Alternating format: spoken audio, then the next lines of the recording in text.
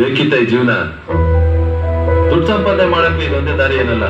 ಬೇರೆ ಏನಾದ್ರು ಕೆಲಸ ಮಾಡ್ಕೊಂಡು ಗೌರವದಿಂದ ಇರ್ಬೋದಲ್ವಾ?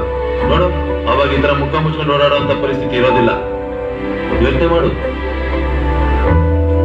ಆ ಕಡೆಯಿಂದ ಹೋಗು, ಮುಂದೆ ಮೆಟ್ಲಿದೆ, ಅಲ್ಲಿ ಯಾರು ಬರಲ್ಲ.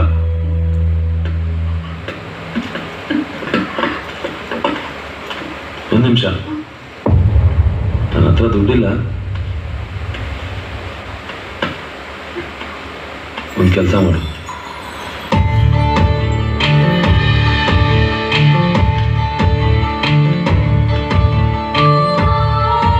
ಇದನ್ನು ಕೊಟ್ರೆ ಯಾರಾದ್ರೂ ಒಂದು 10,000 ದುಡ್ಡು ಕೊಡ್ತಾರೆ.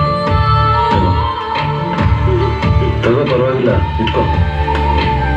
ನಂಗೆ ಅರ್ಥ ಆಗುತ್ತೆ ನಿನ್ ಕಷ್ಟ.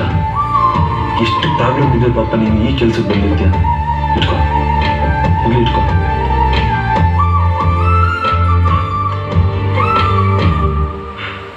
ಹೆಣ್ಮಕ್ಳನ್ನ ಕೆಟ್ಟ ದೃಷ್ಟಿಯಲ್ಲಿ ನೋಡೋ ಎಷ್ಟೋ ಜನ